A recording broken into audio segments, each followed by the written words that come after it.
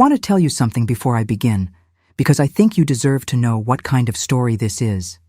This is not a news report. This is not a confirmed case from a police file or a courthouse record. This is a story inspired by something many families quietly live through without ever finding the right words for it. The names, the address, the details of the house and the city, and the torte de massin still warm from my oven, all of that belongs to the telling. But the feeling behind it, the feeling of standing at your daughter's door and understanding that something is wrong before she finishes smiling, that feeling is one that too many mothers will recognize the moment I describe it. I am telling this story because sometimes a story gives us language for something we have been carrying without a name. If that is you tonight, I am glad you are here. Stay with me. My name is Ruth Alden. I am 74 years old, and I have lived in Santa Fe, New Mexico, for most of my adult life. I know this city the way you know a person you have loved for decades, with its moods and its light and its particular way of smelling after a rain. I know the way the chamisa turns silver in winter and the way the adobe walls hold warmth long after the sun has gone behind the Jemez Mountains. I know the smell of piñon smoke on a cold morning and the sound of the bells from the cathedral when the wind is coming from the south. Santa Fe is not a loud city. It is a city that keeps its stories close, tucked behind thick walls and carved wooden doors and gardens that bloom behind gates. I have always loved that about it. In recent years, I have come to understand that quietness can also be a place where things go unnoticed for too long. I raised Maya in a small house on Garcia Street, just the two of us after her father passed when she was 11.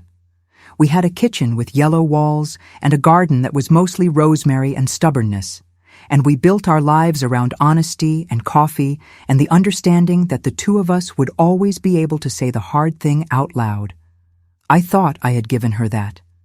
I thought I had given her the kind of spine that does not bend without telling you first.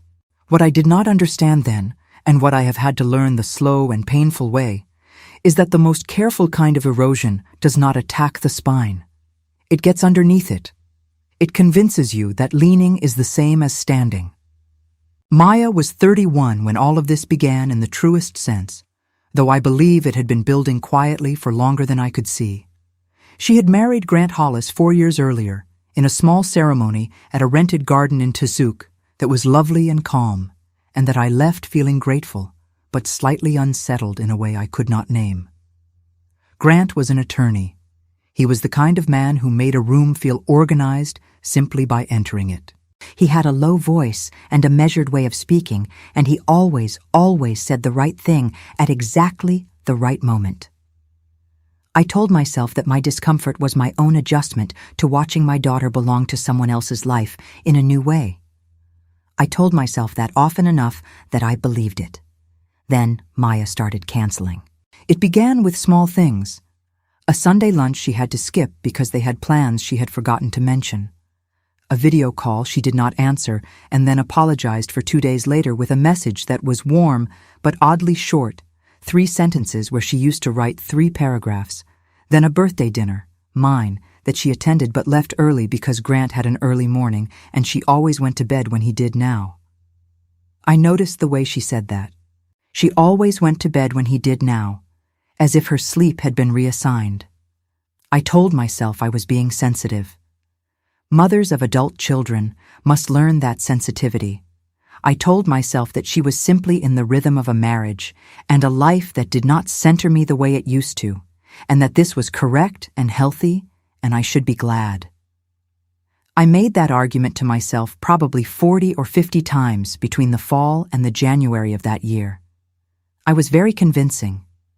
I have always been good at arguing myself out of my instincts when the alternative is something I do not want to be true. But there was one morning in late January when I called Maya at 10, which was always when we talked, and the call went to voicemail. I called again at 11. Voicemail, I sent a message. She replied 4 hours later with, "Sorry, Mom, crazy day. Call you tomorrow." And there was an exclamation point at the end that felt nothing like her. Maya did not use exclamation points with me. We had a relationship built on plainness. That exclamation point sat in my chest like a stone for the rest of the afternoon. I told my friend Dolores about it at the senior center that Thursday, and she said, "Honey, you are reading a lot into punctuation." And I said, "Dolores, I know my daughter's punctuation. I decided to make a torta de maçon. This is what I do when I need to think, and also when I need a reason to go somewhere that does not require an explanation. I make something warm and I carry it, and the carrying is the point." I told myself I was simply bringing my daughter a pie. I did not tell myself the truth, which is that I needed to see her face with my own eyes, and I needed to see it without warning, because something in me understood that warning changes faces. The drive from my house to Maya's house on Camino de la Lumbre takes about 14 minutes on a calm morning. I made it in 12 that day. The neighborhood is the kind that looks effortful in a tasteful way, stone driveways and drought-tolerant landscaping and front doors painted in colors that have names like antique juniper or desert shadow. The houses are set back from the street, and the lots are generous, and everything about it communicates that the people inside have made careful choices. Maya had loved it when they moved in. She had sent me photographs of every room. That had been 3 years ago. She had not sent photographs of rooms in a long time. I parked on the street and carried the pie in both hands because the dish was still warm and because I wanted to appear unhurried, even though my heart was moving faster than it should have been for a woman carrying a pie to her daughter's house on a Tuesday morning. I walked up the stone path. I rang the bell. I waited. Before I go any further, I need to take a breath right here. This is the part that I have thought about more times than I can count, standing at that door with a warm dish in my hands, not knowing yet what was about to happen. If you are listening to me tonight, I would love to know where you are, what city, what state, what time it is where you are sitting right now. Tell me in the comments, because when I tell a story this close to my heart, I like knowing I am not alone in the room. If something in these first few minutes is already touching something in you, leave a like. It helps me know to keep telling these kinds of stories. Subscribe if you want to be here for the story tomorrow, because there is one here every single day. And now let me go back to that door. The door opened after a pause that was a beat too long. Maya was there. She was wearing a cream-colored blouse, and her hair was brushed, and her face was assembled into a smile that arrived slightly before the rest of her did. She looked at me and then, and I am telling you this as precisely as I can, because precision matters in a story like this, she looked behind her. Not a casual glance, a check. The kind of look that asks a question of the space inside before deciding whether the space outside is allowed to enter. "Mom," she said, "I didn't know you were coming."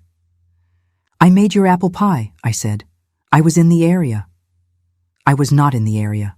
I was never in that area. She knew that, and I knew that, and we both let it pass. She opened the door wider and stepped aside, and I walked into a house that was immaculate. Not lived in clean. Immaculate. The kind of clean that requires effort or anxiety or both. The throw pillows were aligned. The counters had nothing on them except a bowl of lemons that looked more decorative than functional. The music playing was something soft and instrumental and low, barely there.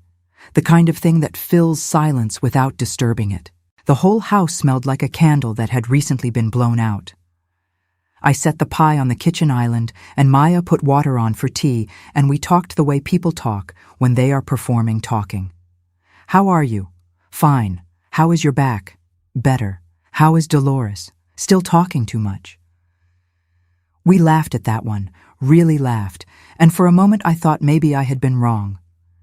Maybe I had been reading too much into punctuation and pauses and an exclamation point.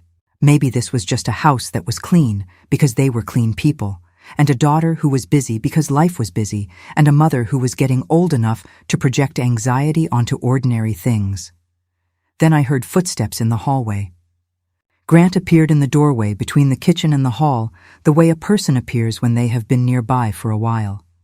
He was in a light gray shirt and dark slacks, and he looked, as he always did, like he had recently finished giving someone excellent advice.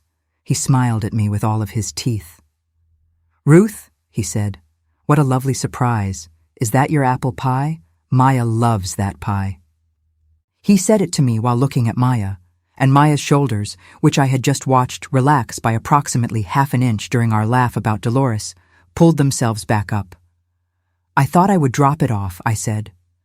She drives all the way across town for us, he said. That's dedication. You should sit down, Ruth. Can Maya get you some coffee? She makes a great coffee. He said this to me, but the answer was for Maya, and Maya was already moving toward the cabinet where the coffee was kept before I had a chance to say whether I wanted any. I watched that. I catalogued it. At the time, I told myself it was efficiency, the easy shorthand of people who know each other's rhythms. I know now what it actually was, but I am getting ahead of myself. We sat for 20 minutes. I say we sat, but what happened in those 20 minutes was more accurate described as Grant guided a conversation.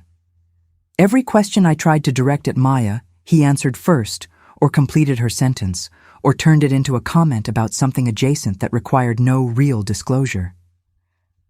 How is work going for you, Maya? Oh, she's been incredible lately. Really focused. I asked if she was still doing the Wednesday yoga she had loved. She opened her mouth and he said, "We've been trying some new things. It's good for her to mix it up."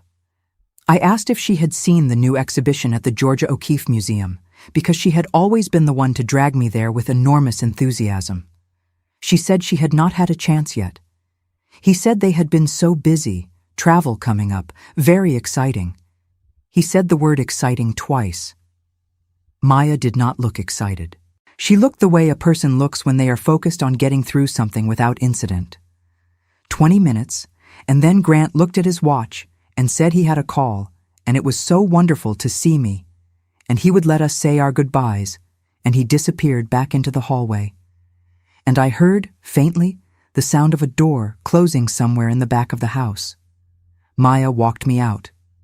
The afternoon light in Santa Fe in February has a particular quality, thin and silver and honest.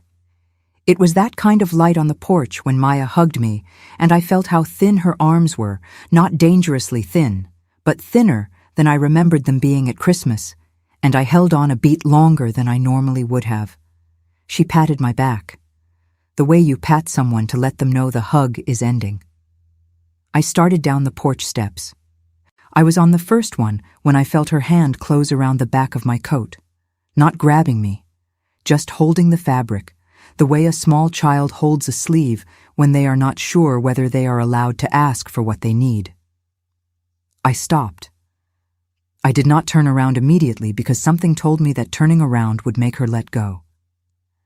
And then she spoke, quietly, into the cold February air, and the words she said have not left me since. "Mom, if I ever show up at your house after midnight, don't ask me what happened, just open the door, even if he calls first." The cold that went through me then had nothing to do with the February wind. I wanted to turn around. I wanted to take her face in my hands and ask her every question I had been holding since November. But something, some understanding, older than my fear, told me that this was not the moment for questions. This was the moment to receive what she was giving me, which was a plan. She was not describing an emergency. She was building a door in case she ever needed one. I said, very quietly, without turning around, "The key is under the blue pot. It's always been there." She let go of my coat. By the time I turned around, she was already smiling again. The door was already closing. The house had already taken her back. I sat in my car for 11 minutes before I could drive. I want to tell you something I have learned over 74 years of living. Something I wish I had understood when I was my daughter's age. A pattern is not the same as proof, but a pattern is not nothing either. When one thing changes about a person you love, it might be life, and life changes people, and that is allowed. But when several things change at once, in the same direction, quietly and without explanation, that is not life being complicated. That is something else. That is the kind of thing that deserves attention, not accusation, not panic, attention. I drove home, and I sat at my kitchen table, the yellow walls that Maya had painted with me the summer after her father died, and I got out a notebook. Not because I had decided to do anything in particular, because I needed to think clearly, and writing has always been how I think clearly. I wrote down every cancellation I could remember, every short message, every exclamation point that was not hers, every plan that had quietly disappeared, every time I had tried to ask her something and received an answer that felt managed instead of said. By the time I finished writing, it was dark outside and the list was 2 pages long. I have learned in the months since that afternoon that keeping a written record is one of the most important things a worried person can do. Not to build a case against anyone, not to gather ammunition, but because memory is emotional and emotion distorts, and when you need to describe a pattern to someone who can help, you need to be precise. You need dates and details and the exact words that were used. You need the record to hold the shape of what you saw when your own fear might be tempted to either minimize or exaggerate. A notebook is not surveillance. A notebook is clarity. It is the only tool that keeps a worried person honest. That night, I did not call Maya. I did not call Grant. I did not call anyone. I made chamomile tea, and I sat with what I knew, which was not a great deal, and with what I felt, which was considerable, and I allowed myself to understand that I was at the beginning of something that was going to require patience and steadiness and a kind of love that does not announce itself too loudly. Someone was slowly, carefully, and very politely moving my daughter out of her own life, and she had just handed me the only piece of herself she could reach across the doorframe. I was not going to waste it. I did not sleep well that night, which is not unusual for a woman my age, but this was a different kind of sleeplessness. Not the aching kind or the anxious spinning kind. The very still kind where you lie on your back in the dark and you think with a precision that daylight never quite allows. I have found, across 74 years, that the body sometimes knows before the mind catches up. And my body that night was awake in the particular way of something that has finally stopped pretending. Let me tell you about my daughter before I tell you what I did next, because you cannot understand what was happening to Maya without understanding who Maya was before it started. And I need you to understand her the way I understand her, not as a victim and not as a category, but as a person. Maya Christine Alden was born in October on a morning when the cottonwoods along the acequia behind our house had gone completely gold. I have always thought that was right. She came into the world in peak color, loud and certain, and absolutely sure of herself from the first moment. She cried for exactly as long as she needed to, and then she stopped and looked around the room like she was assessing whether it met her standards. The nurses laughed. I cried. She did neither. She simply looked. She was like that her whole childhood, direct in a way that surprised adults, not rude but clear, the kind of child who asked questions that made teachers pause. She loved the Georgia O'Keeffe Museum before she could read the wall labels. She would stand in front of a painting for 10 or 15 minutes and then say something about it that was entirely her own. When her father got sick, she was 9, and she handled it with a steadiness that should not have been possible for a 9-year-old. She brought him water. She drew pictures and put them on his nightstand. She did not pretend more than she could hold, and she did not collapse. When he died, she cried for 3 days, and then she made me a grilled cheese sandwich and said, "Mom, we are going to be okay. We just have to be okay together." She was 11. She was already who she was going to be. She put herself through the University of New Mexico studying landscape architecture. She worked at a nursery on weekends, and she drove an old truck that she maintained herself with tutorials and a set of tools she kept in a red metal box under the back seat. She was the person people called when they needed someone to stay calm. She was the person who showed up. She paid her own bills, made her own plans, and asked for help precisely as much as she needed to, no more. This is the woman I am telling you about. Not a fragile woman. Not a woman who lacked resources or intelligence or backbone.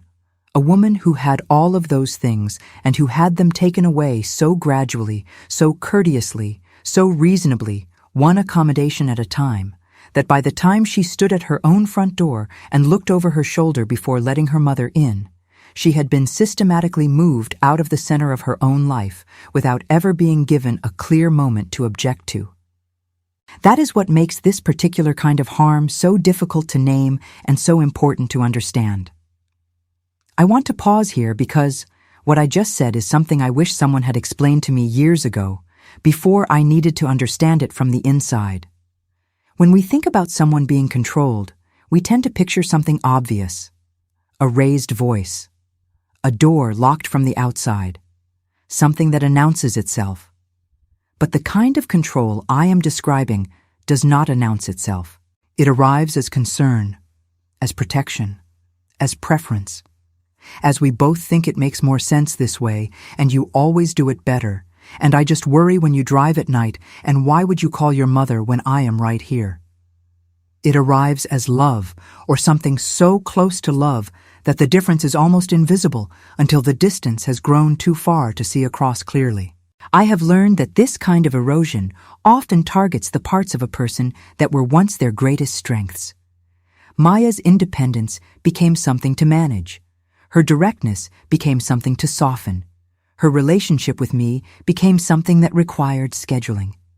Every strength she had was, over the course of 4 years, reframed as something that needed to be handled with care, for her own sake, because she mattered so much to him, because he only wanted what was best for her. None of this happened in one dramatic moment. That is the part that families miss.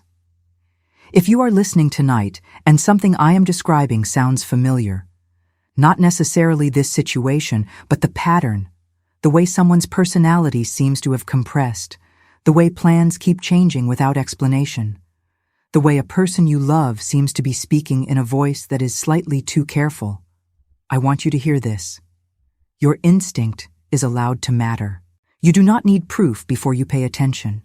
Paying attention is not the same as making an accusation. It is simply the beginning of love showing up with its eyes open. Tell me in the comments if you know what I mean. Write the word listen if this is reaching something in you tonight. And tell me where you are watching from, because I like knowing who is in the room with me. If this story is giving you something to think about, leave a like. Subscribe so you are here tomorrow, because there is another story coming, and it will matter too. I am grateful for every single one of you. Now let me keep going. The week after my visit to Camino de la Lumbre, I called Maya on Monday at 10, our usual time. She answered on the third ring, which was different from the not answering that had been happening, but the way she answered was also different. Not relieved, different. Careful, different. "Hey, Mom," she said. "Everything okay?" I noticed that immediately. She asked if I was okay. She did not say hello the way she used to say it, the way that started a little breathless, already mid-sentence in some thought she wanted to share. She asked a question that put me in the position of explaining myself before I had said anything. "Everything is fine," I said. "I just wanted to hear your voice." "Of course," she said. "I'm glad you called." "Glad you called. Not good to hear from you, or I was just thinking about you." "Glad you called," the way you say glad to someone who has done you a small service. We talked for 12 minutes. I know because I wrote it down. The conversation stayed very much on the surface, my back, the weather, a neighbor's dog that had been barking. When I mentioned the visit, she said it had been so nice and the pie was delicious, and Grant had really loved it. She said Grant had really loved it, not I really loved it, and I sat with that while she talked. I asked her if she was still doing her landscape consulting work. She had built a small client list over the past 3 years. Homeowners in the neighborhood who wanted native plant gardens, low water design, the kind of beautiful practical work she had always been drawn to. She said she had stepped back from it for a while. Too busy. She said it quickly, the way you say something you have practiced saying. I did not push. I had decided not to push. Pushing a door that someone else is holding closed from the other side does not open the door. It only makes the person holding it press harder. Instead, I said, I was thinking about making tamales next Saturday. I could use the help if you wanted to come over in the morning. There was a pause. 3 seconds, maybe 4. Then she said, "Let me check with Grant and let you know." Let me check with Grant. My daughter, who had driven herself across the state in a truck she maintained herself to hike canyons alone on weekends before this marriage, was checking with her husband before agreeing to come make tamales with her mother on a Saturday morning. I wrote that down too. I want to be precise about something because I think it matters for anyone who might be recognizing this pattern in their own life. Consulting a spouse is not in itself unusual. Healthy marriages coordinate schedules. The difference I am describing is not the checking. The difference is the weight of it, the pause before it, the apology in her voice when she said it, the way she said, "Let me check," instead of, "I'll see," or "I'll check our calendar." The word Grant sitting in the sentence with its own gravity, pulling everything toward it. Language carries information beyond its literal meaning. I have been listening to my daughter's language for 31 years. What I was hearing was not coordination. It was permission. I said, "Of course, just let me know whenever," and we said goodbye, and I sat at my kitchen table for a while with my notebook open to the new page. I was building, without quite knowing I was building it, a map of what my daughter's life looked like from the outside. And the map was showing me a person who had been, over 4 years, gradually relocated from the center of her own decisions to the edge of them, who no longer drove her own car regularly, whose phone was always at low battery, whose work had quietly disappeared, whose friends I never heard her mention anymore, whose mother required an appointment, and who had, at a door in February light, asked me to promise to open mine without questions. I have a friend named Clara, who worked for years as a counselor at a family services center here in Santa Fe before she retired. Clara is 71, and she does not waste words. I called her on a Wednesday, and I told her what I had seen and what I had heard and what I had been writing down, and I said, "Clara, I do not know if I am seeing something real or if I am an old woman who cannot accept that her daughter has a life that does not include her." Clara was quiet for a moment, and then she said, "Ruth, the fact that you're asking that question is actually a sign that your perception is sound. People who project their own fears onto situations usually don't stop to question whether they're doing it. What you're describing, the checking, the stepping back from work, the phone, the schedule, the way he answers for her, those are patterns worth paying attention to. Not proof of anything, but a pattern." I asked her what I should do. She said, "Keep the notebook. Keep showing up in ways that don't require her to explain herself. Make it easy for her to reach you and hard for her to feel that reaching you costs her something. And start looking for other people who are close enough to have noticed things." I thanked her, and I sat with that advice for the rest of the day. It was good advice. It was patient advice. It was the kind of advice that does not feel like enough when you are frightened for someone you love. But it was the right kind, and I have learned, at 74, that right and enough are not always the same thing. That weekend, I went to the nursery where Maya had worked during college. It is still there, on Cerrillos Road, a place called Agua Fria Nursery, with rows of native plants and people who know the names of things. I went because I needed plants for my garden, but also because Maya had stayed in touch with the owner, a woman named Patricia, for years. I did not go to ask Patricia anything. I went to buy rosemary and be a regular customer and see what, if anything, happened naturally. Patricia recognized me immediately. She said it had been a while since she had seen Maya, that she used to stop in now and then, but the visits had stopped maybe a year and a half ago. She said she had texted her a couple of times and received friendly but brief replies. She said, without any concern in her voice, because she had no reason for any, that she figured Maya was just busy with the new chapter. New chapter. I bought my rosemary and 2 pots of desert marigold, and I drove home and added Patricia's name to the notebook under the heading of people who had noticed a change without knowing what they were noticing. The tamales did not happen that Saturday. Maya texted Friday evening to say they had something come up. She was sorry. Rain check soon. I texted back a heart and a bowl emoji, and I did not ask what had come up.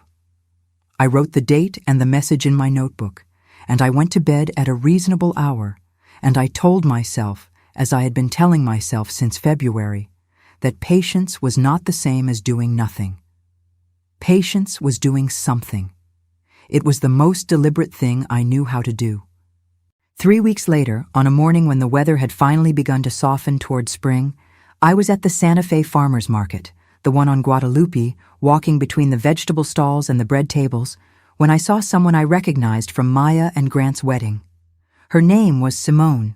She had been a colleague of Grant's, and she had sat at our table at the reception and been warm and easy to talk to. I remembered her because she had told a funny story about a hiking trip, and Maya had laughed the way she used to laugh, full and unself-conscious, and I had thought at the time that I liked this woman. I did not go to her. I was not there for that purpose. But she saw me first and came over, and we did the market version of catching up, brief and pleasant, standing between a honey vendor and a woman selling dried chilies. She asked how I was. I said well. She asked about Maya, and I said carefully that we did not see each other quite as often these days, which happened with adult children, didn't it? Simone looked at me for just a moment longer than the conversation required. Then she said, "Give her my love when you talk to her. I've been thinking about her. I have been thinking about her. Not I haven't seen her in a while. Not tell her I said hi. I have been thinking about her. The way you say it about someone who is on your mind for a reason. I said I would. I wrote her name in my notebook when I got to the car. I wrote her exact words. I am telling you all of this because I want you to understand how a concerned person does this work without losing themselves or overstepping or causing harm." I did not interrogate Simone. I did not call Grant. I did not appear at Maya's door again, uninvited, not yet. I paid attention. I wrote things down. I maintained the connection with my daughter in every way she would allow. I looked for allies, not by recruiting them, but by staying present enough in ordinary life that people who had also noticed something found their way to me. This is what patient love looks like when it is also intelligent love. It does not rush. It does not force. It builds a net, slowly and carefully, one strand at a time, so that if the person it loves needs to fall toward something safe, something is there. I had not yet understood the full shape of what was happening in that house on Camino de la Lumbre. But I had enough of the outline to know that it was not nothing and that it was not going to resolve on its own. And I had a promise to keep. The key was under the blue pot. It was always going to be there. Spring came to Santa Fe the way it always does, without announcing itself. One morning you simply notice that the light has changed and the air carries something green underneath the cold, and the chamisa along the arroyos has started thinking about blooming. I have always loved that about this place. The seasons here do not perform. They simply arrive and ask you to pay attention. I was paying attention to everything that spring. I had been keeping my notebook for 6 weeks by then. The pages had filled in a way that surprised me, not because I had been writing dramatically, but because I had been writing honestly. And honesty, when you apply it consistently to a situation that worries you, tends to accumulate into something that cannot be dismissed. I had dates. I had exact words. I had the names of people who had mentioned Maya in ways that held more weight than the sentence itself required. I had a list of the things that had quietly disappeared from her life, her consulting work, her truck, which I had not seen in her driveway on any of the 3 times I had driven past the house on Camino de la Lumbre at different hours on different days, her Wednesday yoga, her habit of texting me photographs of plants she found interesting, her laughter, which I had always been able to identify from across a room and which I had not heard genuinely, without effort behind it, since the Christmas before last. I also had the words she had said at the door, written out in my own handwriting exactly as she had spoken them, because I had written them down within an hour of driving home from that visit. "Mom, if I ever show up at your house after midnight, don't ask me what happened. Just open the door. Even if he calls first. Even if he calls first. I had not dwelled on that last part as much as it deserved in the first weeks. I had been so focused on the first part, the midnight, the just open the door, that I had not fully sat with, even if he calls first. But in late March, sitting at my kitchen table with my tea going cold and the notebook open in front of me, I understood what that phrase meant in its entirety. She was not just asking me to receive her. She was warning me that there would be a version of events delivered to me before she arrived. She was telling me that if I heard his voice first, I would hear a story designed to make me hesitant, confused, or compliant before she reached my door. She was asking me to decide in advance whose story I would believe. That is a thing that only someone who understands how this particular machinery works would know to ask. I sat with that for a long time. Then I called Clara. Clara came over that afternoon with a bag of oranges from her neighbor's tree, and we sat in my kitchen and I showed her the notebook. Not to ask her to validate my fear, but to ask her to read it with the professional eyes she had spent 30 years developing. Clara reads things the way doctors read charts, looking for patterns underneath the symptoms, not getting distracted by any single entry, but watching the direction of the whole. She read for almost 20 minutes without saying anything. I made fresh tea and looked at the rosemary I had planted in the garden and tried not to watch her face. When she finished, she set the notebook on the table and said, "Ruth, this is a coherent picture." I asked her what she meant by coherent. She said, "I mean that individually, every item on these pages could be explained away. People step back from work. Couples coordinate schedules. Phones die. People get busy and call less. But when you put them all together and you look at the direction they're all moving in, they are all moving in the same direction. Away from connection. Away from independence. Away from the version of Maya that existed before this marriage. That pattern has a name." I asked her to say the name because I needed to hear it out loud, not because hearing it would confirm anything legally or medically, but because naming a thing gives you somewhere to stand when you are trying to deal with it. She said, "Coercive control. It's a pattern of behavior that uses isolation, financial dependency, monitoring, and the management of a person's relationships and decisions to slowly remove their ability to act independently. It doesn't require violence. It often doesn't involve any single dramatic event. It works through accumulation and through the reframing of control as care." I knew this term in the abstract, the way you know the names of illnesses you have read about. I had not understood, until that moment in my yellow kitchen with the orange bag on the table, that I had been watching it happen to my daughter for 4 years while I told myself I was being sensitive. I want to stop here and say something directly to anyone who is listening tonight and recognizing something in what I am describing. If the person you are worried about is an adult, if they are not a child, it can feel presumptuous or even disrespectful to name what you are seeing before they have named it themselves. We tell ourselves that adults make their own choices. That is true. But we do not always acknowledge that choices made inside a pattern of control are not the same as choices made freely.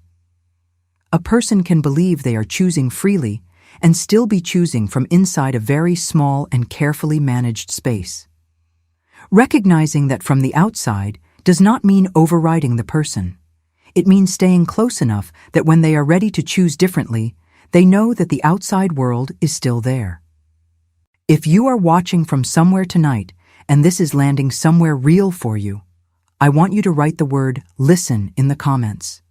Not because you owe me anything, but because I know that naming something, even anonymously, in a comment section at whatever hour it is where you are, can be the smallest first breath of a larger thing. Tell me what time it is where you are listening. Leave a like if this story is giving you something useful. Subscribe because tomorrow's story will matter too, and I do not want you to miss it. This old woman appreciates every single one of you more than I know how to say. Now let me tell you what happened in April. Maya called me, unexpectedly, on a Tuesday evening at 7, which was not our time, which had never been our time. The call came through, and I sat looking at her name on the screen for 2 full rings before I answered, because I wanted to be steady when I picked up. She sounded different. Not distressed, not crying, but thin. The way a voice sounds when it has been keeping itself together for a long time, and the keeping together has become the dominant activity.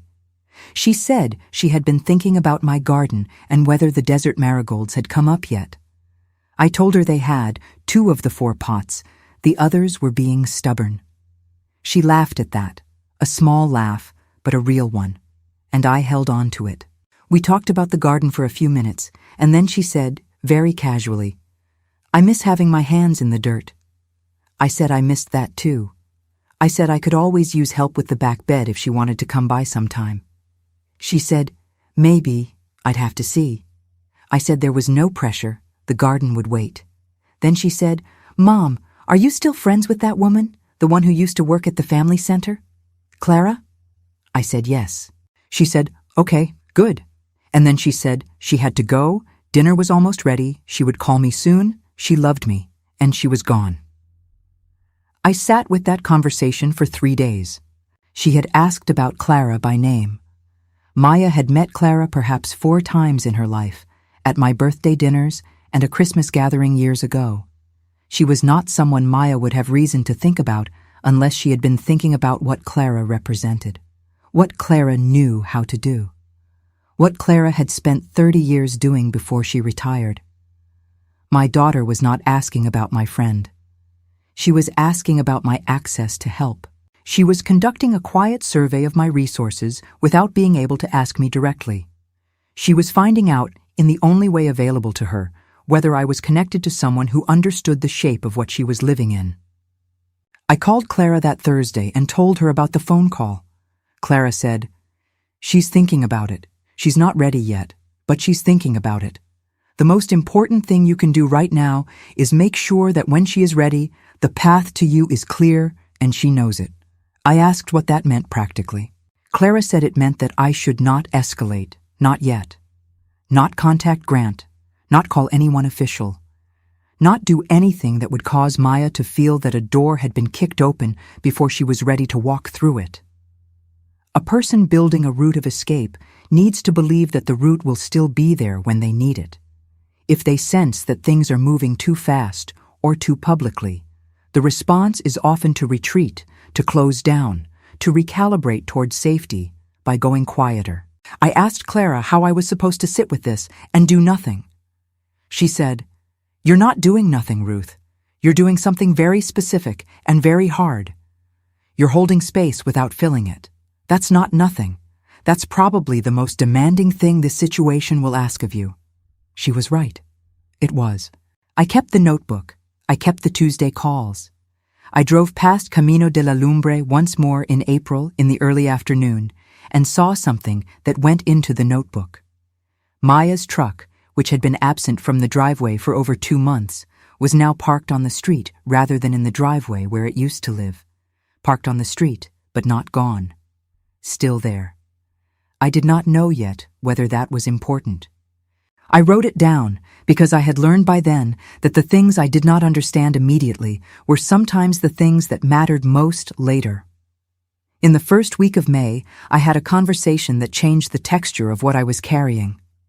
I was at the library, the main branch on Washington Avenue, returning a stack of books I had checked out weeks ago and barely read because my attention had not been fully available for reading. At the desk, I ran into a woman named Miriam, who attended the same church as my neighbor Estelle, and who I had met twice before at Estelle's garden parties. Miriam was in her late 60s, small and precise in the way of people who have organized their grief into something manageable, and she had a daughter she never mentioned. We talked for a few minutes about nothing particular, and then she said something that stopped me completely. She said, "Estelle tells me your daughter married that attorney, Grant Hollis." I said yes. Miriam looked at me for a moment, and then looked at the books in my hand, and then looked back at me. And she said, very quietly, "My niece worked for him. At the firm. 3 years ago. She left after 8 months." She paused. "I don't know your situation. I'm probably speaking out of turn." I said, very carefully, "You are not speaking out of turn." She said, He was very well regarded, professionally. Everyone thought very highly of him. Another pause. My niece said he had a way of making you feel that he was the most reasonable person in the room, and that anyone who disagreed with him was the one being difficult. She straightened the books on the desk between us. She's fine now. She found another position. I just always thought about the kind of man who would make a 27-year-old doubt her own perception of a situation, and I thought about where else he might take that quality. She wished me a good afternoon and walked to the periodical section, and I stood at the library desk for a long moment with my returned books and a piece of information I had not expected and could not ignore. This was not evidence of anything that could be brought to a table or read aloud in a room. It was one woman's account of her niece's professional experience, filtered through time and memory, and the particular mercy of people who choose their words carefully when speaking about someone they cannot fully name. But it was another point in a constellation that was beginning to hold its shape. I wrote it in the notebook: date, location, exact words as close as I could recall them, and a note reminding myself that this was not confirmation of anything, only information, and that information required careful handling. That evening, I did something I had been considering for 2 weeks. I went to the city's public online records portal, which is accessible to any resident, and I looked up the property on Camino de la Lumbre. Not because I expected to find anything alarming in property records, but because Clara had told me, weeks earlier, that understanding the practical structure of a situation, who owns what, whose name is on what, how finances are organized in a household, is part of understanding the full picture of how dependency is created and maintained. What I found was ordinary on its surface. The property was registered in Grant's name alone. This was not unusual for a home purchased before a marriage. But Maya had mentioned 2 years ago in a conversation I had thought nothing of at the time that they had discussed putting her name on the deed. She had mentioned it once and never mentioned it again, and I had not thought to ask. It went into the notebook under its date. I want to tell you something about this phase of what I was doing, this slow, careful information gathering, because I know that if you are sitting somewhere tonight worrying about someone you love, the pace of it can feel unbearable. When your heart is moving at emergency speed and your actions are moving at the speed of careful observation, that gap is exhausting in a way that is very hard to explain to people who have not experienced it. You want to do something. You want to move. You want the situation to match the urgency you feel inside. But I had to keep trusting what Clara had told me. The path had to be clear when Maya was ready to walk it. Moving too fast or too publicly would not protect my daughter. It would only make the space around her smaller. And then May gave me something I had not anticipated. The symbolic shift came in the form of a Saturday afternoon. Maya called, which was not usual for a Saturday, and she asked if she could come by. She said Grant was playing golf. She said it the way you might mention the weather, as context, as the reason a thing was possible. She came over at 1 PM in a car I did not recognize, a dark blue sedan that was not her truck. She said the truck was in the shop. She said it quickly. I did not ask follow-up questions. She sat in my kitchen in the yellow light, and I made coffee and put the last of the orange shortbread I had baked on a plate between us. And for the first hour, we talked around the center of everything. The garden, a documentary she had watched, a memory from when she was 12, and we had driven up to Taos in a snowstorm and eaten green chili stew in a diner and laughed until we were warm. She brought that memory up herself. She was looking for something solid, something that had not moved. I let her find it. Toward the end of the second hour, when the coffee was long finished and the light through the kitchen window had gone from afternoon to early evening gold, she said, without looking at me, "Mom, do you still have that notebook? The one Grandma Rose left you? The one with the blue cover?" I knew which notebook she meant. I also knew she had never once in her adult life asked me about that notebook. Her grandmother had left it to me with some pressed flowers and a letter, and it sat in my bedside drawer and meant something private to me, and Maya knew it was there and had simply never had reason to ask. I said yes, I still had it. She said, "Good." And then she said she should get going before the traffic on Cerrillos got bad. She hugged me at the door, longer this time, both arms, real pressure. Then she pulled back and looked at me with those direct eyes that had been assessing rooms since the moment she was born. She said, "I love you, Mom."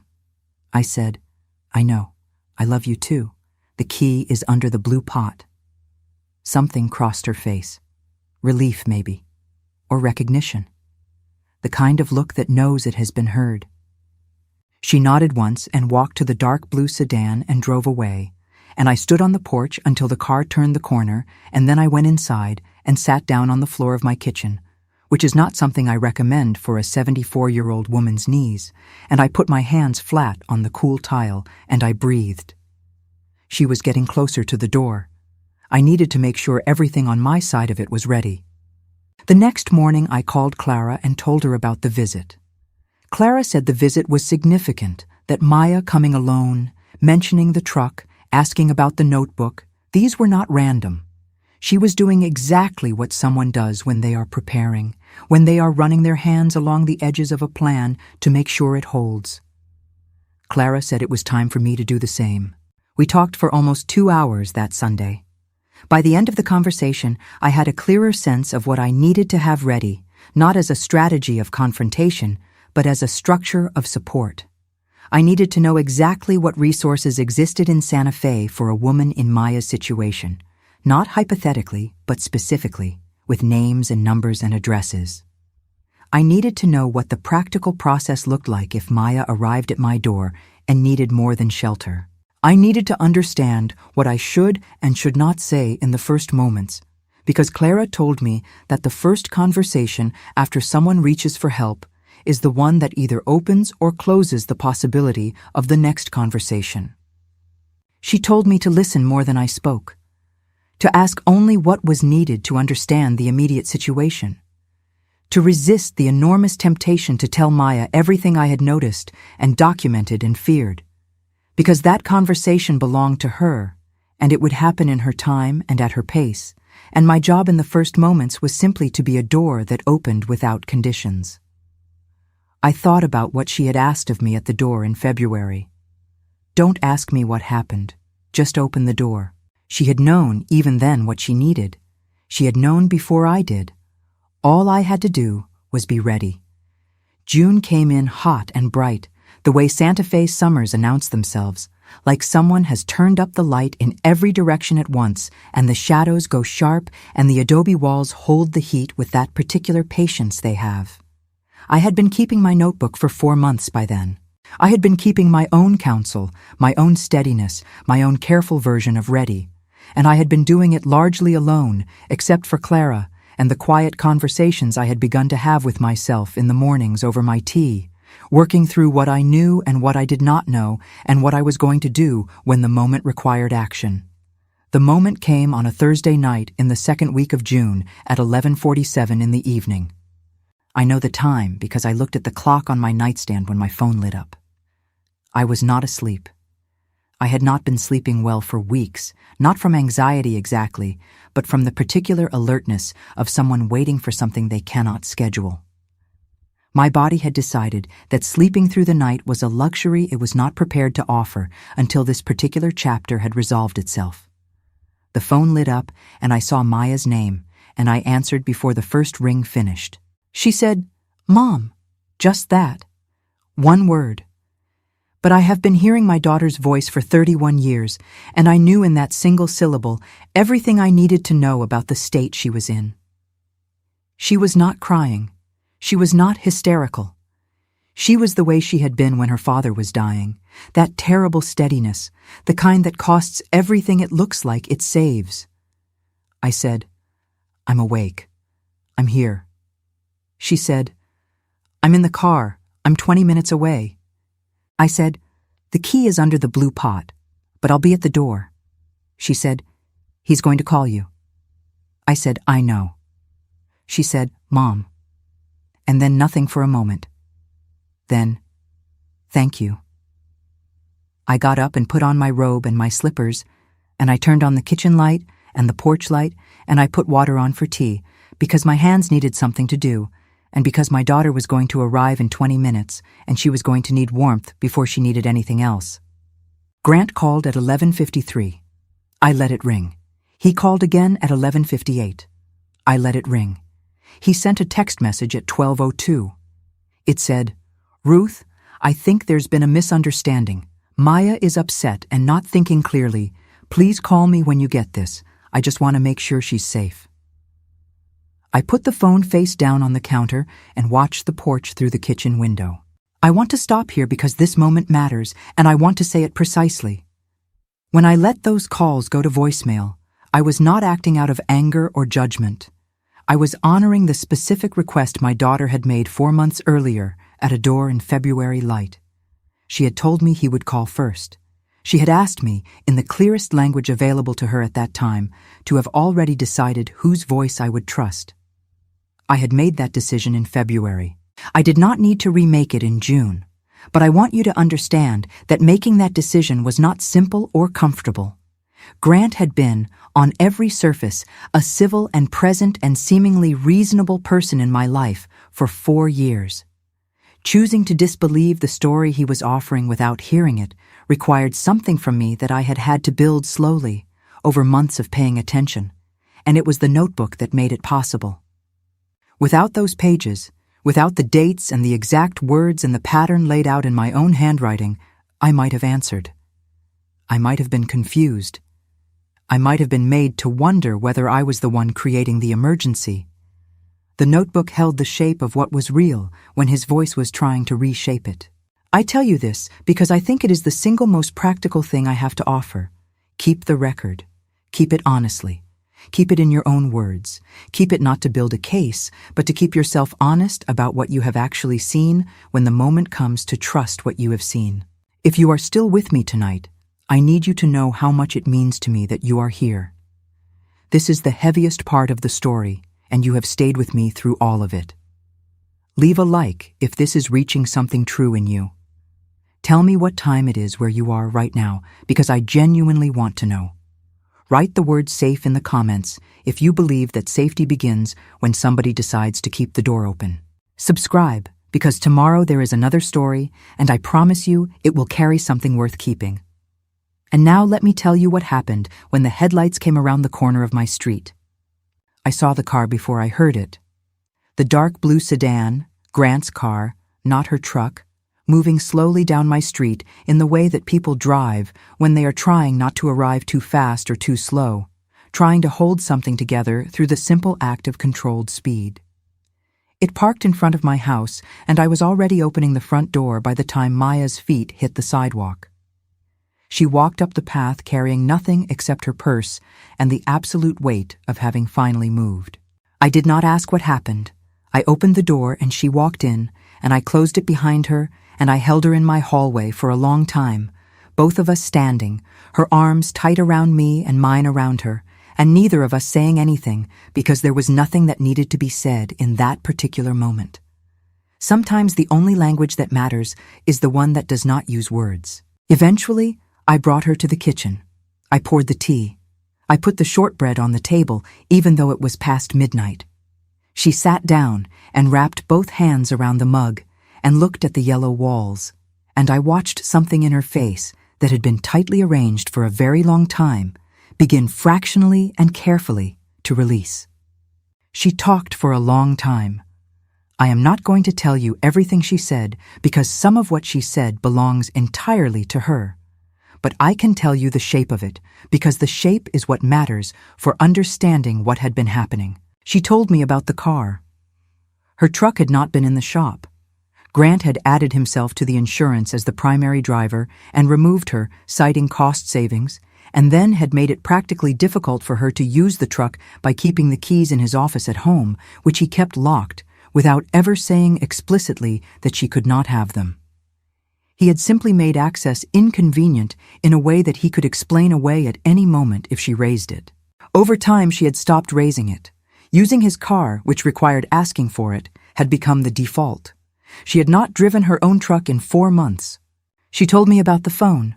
He had set up a shared family account, which had seemed practical and economical when he suggested it, but which meant that the account was in his name and the billing went to his email, and she did not have the account password.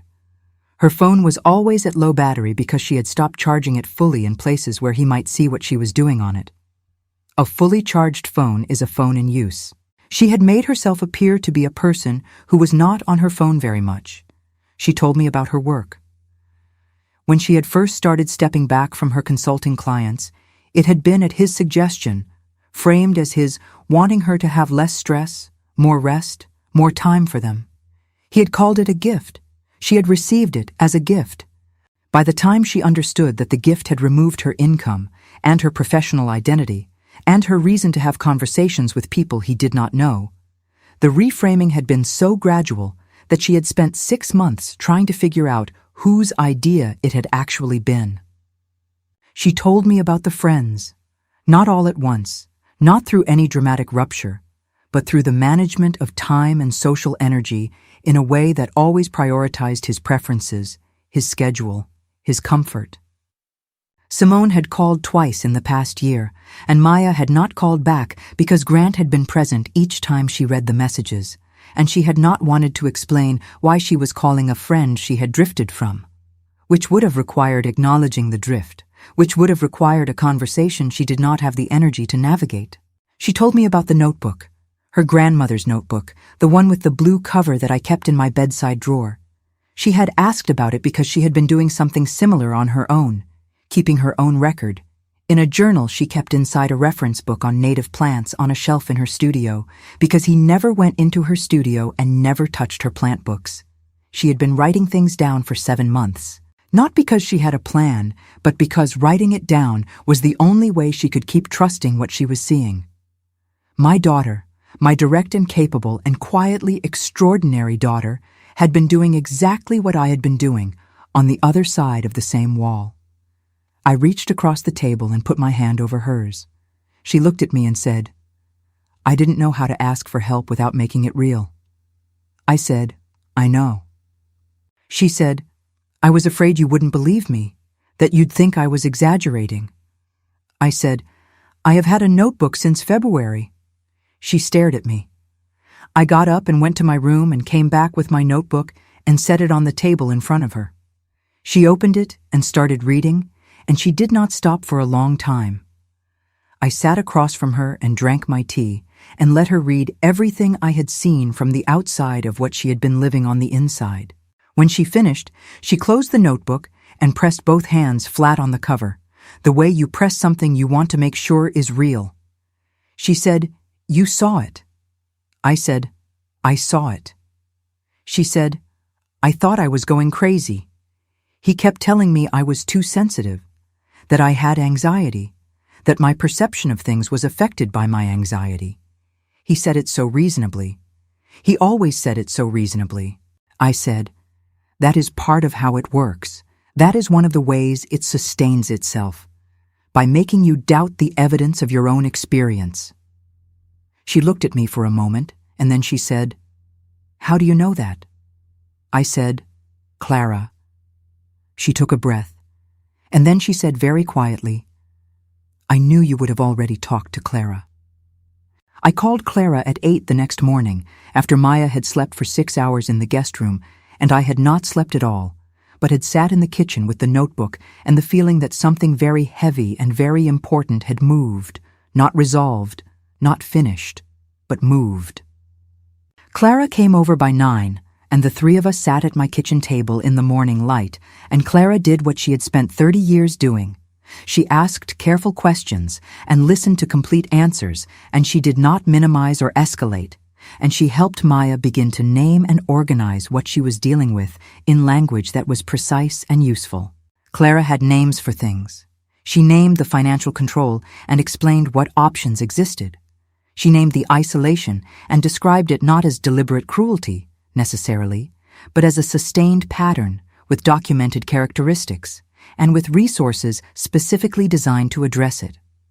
She named the self-doubt that had been seeded over 4 years, and she said that it was a predictable result of a predictable process, and that the fact that Maya was sitting at this table at 9 in the morning after having chosen to leave was evidence of the self that the process had been designed to erode but had not fully reached. She said that to Maya, and Maya sat very still when she heard it. Then Clara said, "You have options, real ones, and you have time to think about each of them carefully. You are not in danger this morning. What you need right now is a safe place to think, and you have that."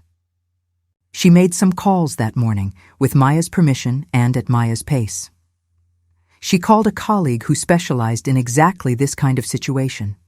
She had the number already because Clara keeps numbers the way a garden keeps seeds, against the moment they are needed. The colleague was available the following Tuesday.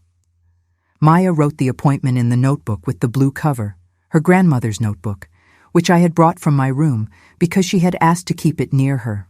She wrote it in the same handwriting she had used at 11 years old to write a note and put it on her father's nightstand. "I'm going to tell you what happened in the days after that, but first I need to tell you about a detail that closed something for me." That Thursday afternoon, while Maya was resting, I was in the garden pulling the last of the winter debris from the back bed when my phone showed a text from a number I did not recognize. The message said, "Ruth, this is Simone. I got your number from a mutual contact. I hope it's okay that I reach out. I've been worried about Maya for a long time, and I heard through someone that she may have reached out to you. If there's anything I can do, I want to help. She has good people around her. I just want her to know that too." I sat down on the garden bench, and I looked at that message for a long time.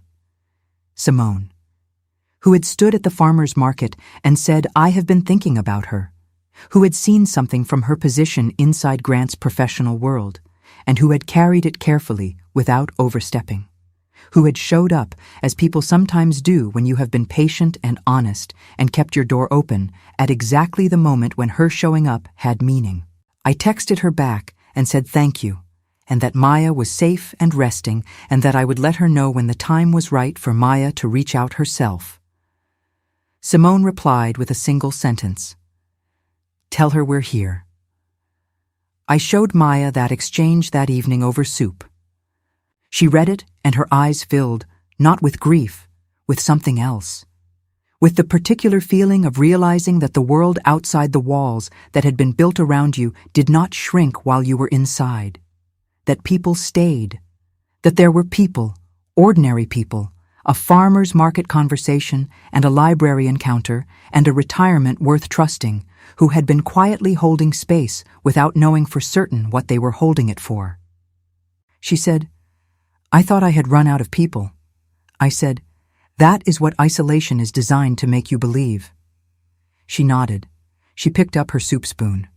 Outside, the summer light was doing what it does in Santa Fe in June, going golden and long and unhurried, as if the day has decided to take its time ending because the evening is worth staying for. The chamisa in the yard was starting its slow silver turn.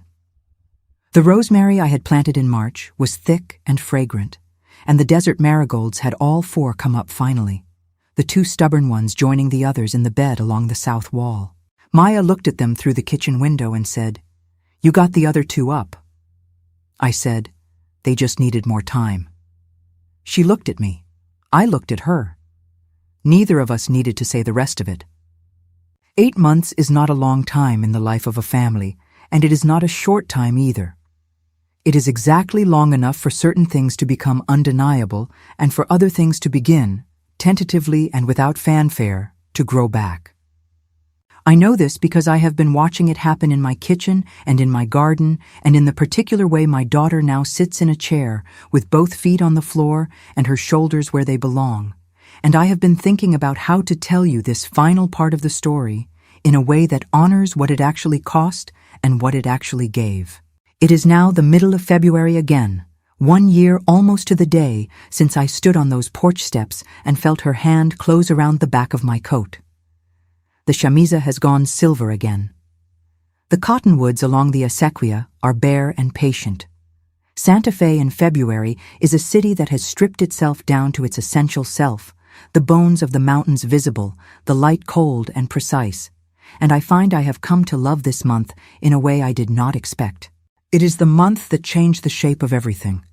It seems right that it should also be the month in which I sit down to finish telling you what happened. Let me tell you first about the practical things, because the practical things matter and they are often left out of stories like this, as if the emotional truth is the only truth worth telling. The emotional truth matters enormously. But a woman sleeping in your guest room also needs practical things. And practical things require practical action. And I want you to know that the practical action was real and specific, and sometimes slow, and sometimes frustrating, and always necessary. Clara's colleague, whose name was Dr. Renata Suarez, and who worked out of an office on Paseo de Peralta with a small watercolor of a canyon on the wall that Maya said made her feel immediately less alone, became a steady presence in the weeks that followed. Maya saw her every Tuesday. At first, she came back from those appointments quiet and a little hollowed out, the way you feel after physical therapy when the work has been real. Then she started coming back and talking, carefully, and then more freely, about what she was beginning to understand.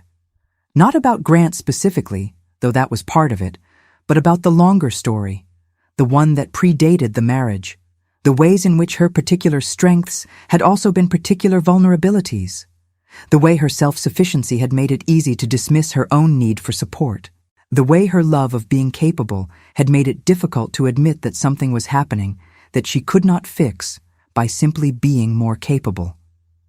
That understanding did not arrive all at once.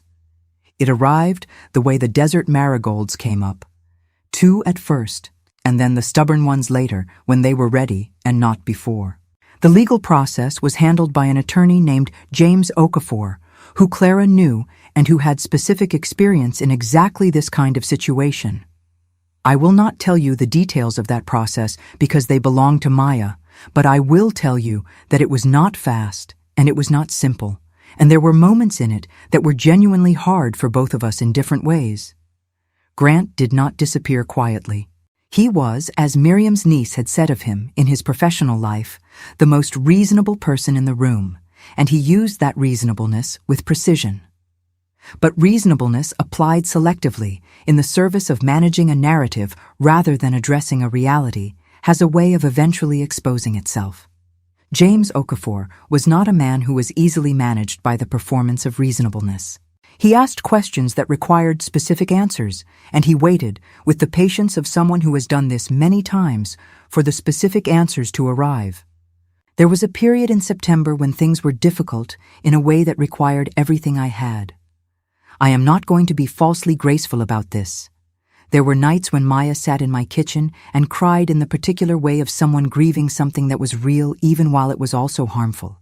Because love does not stop being love simply because it lived inside a damaged structure, and grief does not ask for permission before it arrives. I sat with her through those nights. I made tea, and I kept the porch light on, and I let her talk, and I tried, with everything Clara had taught me, not to fill the silences that needed to be silences. I also had my own hard nights. Nights when I sat with my own fear and my own grief. The grief of a mother who had watched something happen to her child across 4 years while she told herself she was being sensitive.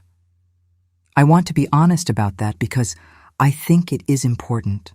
I did not handle this perfectly. There were things I wish I had done sooner, moments in the years before February when something flickered across Maya's face, and I let it pass because I chose the peace of not knowing over the discomfort of asking. I carry that. I will carry it. I do not carry it as punishment, because Clara has helped me understand that carrying something as punishment helps no one. I carry it as a lesson, which is a different kind of weight, a useful one. I want to pause right here because this is the part of the story that I want to make sure you hear. Not the part about what happened, but the part about what it means. And I want to know that you are still with me. Tell me in the comments where you are tonight. What city, what state, what country even, because I know this channel reaches people in places I have never been. Tell me what time it is where you are sitting.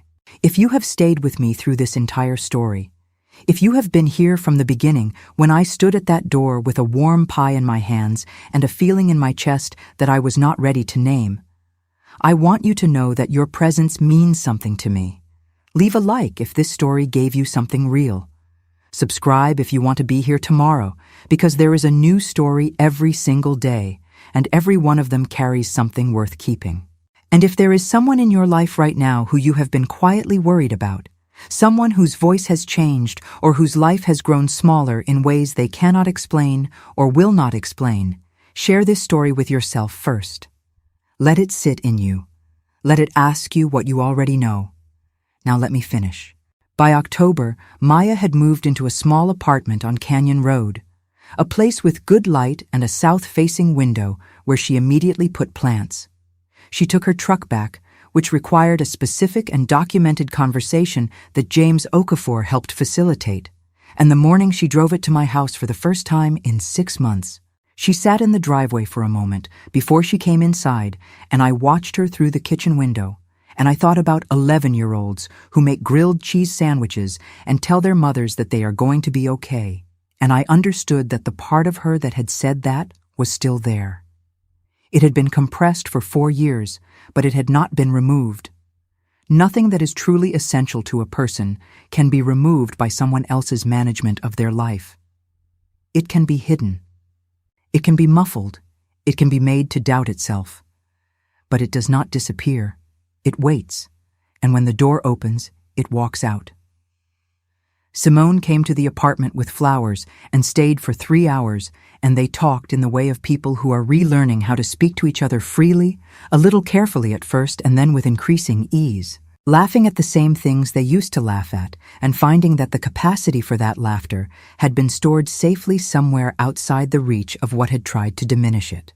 Patricia from the nursery called and asked if Maya would be interested in consulting on a native plant installation for a client in Tasuk. Maya said yes. She said yes before she finished hearing the question, and then she laughed at herself for that, and the laugh was the full one, the one I can identify from across a room. I was not in the room when she told me about it. She called me from the nursery parking lot afterward, and I heard it through the phone, and I sat down at my kitchen table because my knees needed a moment. The relationship between Maya and me in these past 8 months has been rebuilt in a way that is different from what it was before, not worse, but different, more deliberate. We know something now that we did not know before about the brittleness of assumed closeness, about the importance of the kind of love that keeps its door visible even when it cannot be used. We have had conversations that we should have had years earlier, about her father's death and what it did to both of us separately, about the ways I tried to protect her from grief that would have been better shared, about the years when I was so determined to raise her to be strong that I may not have shown her clearly enough what it looked like to ask for help. These conversations have not always been comfortable. They have been necessary. Comfort and necessity are not the same thing, and at 74, I am done pretending otherwise. Clara came to dinner last month, her and her husband and Estelle from next door, who had been keeping a gentler version of this vigil in her own way without knowing exactly what she was keeping watch for. We ate pozole and sopaipillas, and Maya sat at my kitchen table in the yellow light and talked to Clara the way you talk to someone who helped save a part of your life, with gratitude that has moved past the stage of being overwhelming and settled into something quiet and real. At some point during the evening, Maya said, without drama and without making it the center of the conversation, that she had started writing again. Not her record, not the documentation she had kept in the plant book for 7 months, but something else, something more forward-facing. She had been writing about native plants, their resilience, the way they survive drought by knowing exactly how deep to put their roots and exactly how much to ask from the available water. She said she did not know yet what she was writing it toward. She just knew she needed to write it. I reached across the table and I put my hand over hers the way I had in June at midnight with the tea between us, and she turned her hand over and held mine back. The symbolic object, the one that has been with me through all of this, the one I have not named directly because I have been carrying it quietly the way you carry the things that matter most, is something very simple. It is the blue pot on my front porch, the one that holds the spare key. I put it there when Maya was in college, a practical thing, a just in case, the kind of domestic provision that every mother makes without thinking too hard about why. For almost a decade it sat there and held its key, and its meaning was entirely ordinary. Then one night in February, my daughter stood at her own door and looked over her shoulder, and 4 months later she mentioned it in a whisper, as if it were the most important address she knew. The pot has not moved. The key is still under it. I have cleaned around it and watered the plant that lives in it, and I have walked past it every morning since June with a different understanding of what it means. It is not just a pot with a key. It is the physical proof that love, when it is paying attention and when it is patient and when it does not close its door out of fear or convenience or the desire for peace at any cost, can become the specific thing that a specific person needs at the specific moment they are finally ready to reach for it. Not because love is magic, because love that stays open is a form of preparation. And preparation, when the moment requires it, is the most concrete thing in the world. I want to tell you now what I have learned, not as advice, because I am not a professional, and I am not qualified to tell you what to do, but as an old woman who has been paying attention for 74 years, and who has had this particular education in this particular year, and who owes you her honesty since you have given me your time. I have learned that the most important thing you can do for someone you are worried about is to make it easy to reach you and costly for the situation to reach you first. This means answering your phone. This means not interrogating. This means leaving the key under the blue pot and saying so out loud so that the person who needs to know will know. It means building your own credibility by staying consistent over months and years so that when the moment requires trust, the trust has already been established. It means keeping your own record so that your perception cannot be easily reshaped by someone who has a vested interest in reshaping it. And it means understanding that the work you do before the emergency is the work that makes the emergency survivable. I have learned that patience is not the same as passivity. Patience is active. It requires more sustained effort than action does in most cases because it demands that you hold a clear and steady intention across time without the relief of visible progress. I spent 4 months building a net before my daughter fell toward it. That building felt, most of the time, like doing nothing. It was not nothing. It was the most important thing I did. I have learned that the people around a situation often know more than they have said, and that creating the conditions for them to say it, not by asking directly, but by being present and honest and clearly on the right side of care, will sometimes bring exactly the information you need at exactly the time you can use it. Miriam in the library, Simone at the farmer's market, Patricia at the nursery. None of them were sources I cultivated. They were people I stayed in relationship with, and the relationship itself created the opening. I have learned that a person can love someone and still do them serious harm. This is one of the hardest things to hold because we tend to organize our understanding of harm around its intent. And when the intent looks like love, when the language is the language of care and concern and protection, we find ourselves without the familiar vocabulary for what we are seeing. But intent and impact are not the same thing. A person can intend something as love and deliver it as a cage. A person can believe sincerely that they are protecting someone while systematically removing that someone's ability to protect themselves. Understanding this does not require hatred. It requires accuracy. And accuracy, in situations like this, is the most compassionate thing available. I have learned that asking for help is not a failure of strength. I say this as a woman who spent the better part of 7 decades believing, in some foundational and unexamined way, that managing things on my own was the definition of competence. I know now that it is only half of competence. The other half is knowing which things should not be managed alone and then finding the right person to manage them with. Clara was that person for me. Dr. Suarez was that person for Maya. James Okafor was that person for the legal process. None of us got through this year on our own. We got through it together, and the together was not a concession to weakness. It was the intelligent use of available resources. It was, in fact, the grown-up thing. And I have learned, most importantly, that the people we love do not stop being themselves when something tries to diminish them.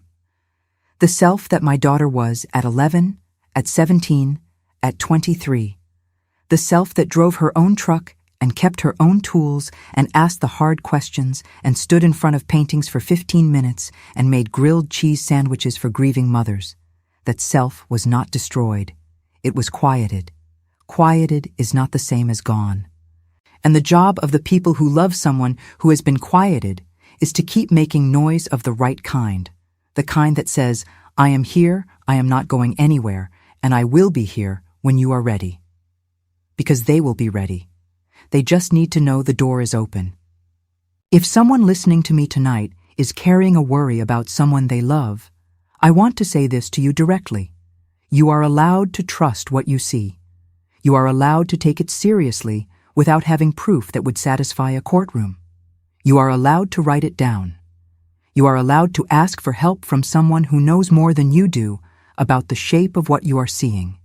You are allowed to stay present without forcing resolution. And you are allowed to keep the key under the pot and say it out loud so that the person who needs to know will know exactly where to find it.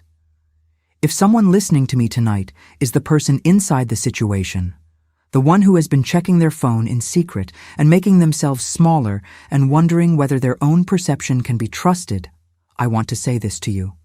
It can. The notebook you are keeping in the plant book or the back of the drawer or the notes app you cleared every night is not evidence of paranoia. It is evidence of a self that is still trying to see clearly. That self is still there. And there are people outside the walls, ordinary people, a mother with a pie, a friend who said I have been thinking about her, a colleague who chose her words carefully at a library desk, who have been paying attention from the outside and who are ready to open the door when you are ready to walk through it. You do not have to explain everything before you move. You only have to move. The explanation can come later, on your own terms, at your own pace, in a kitchen with yellow walls and tea that is still warm.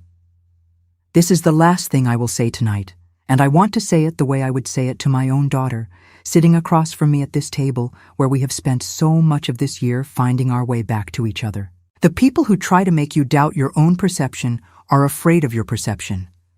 That is why they work so hard to manage it. Clarity is not your problem. Clarity is your power. Hold on to it, write it down, pass it to the people you trust. And when someone offers you an open door, walk through it without apologizing for needing one. The pot is still on the porch. The key is still under it. Come any time.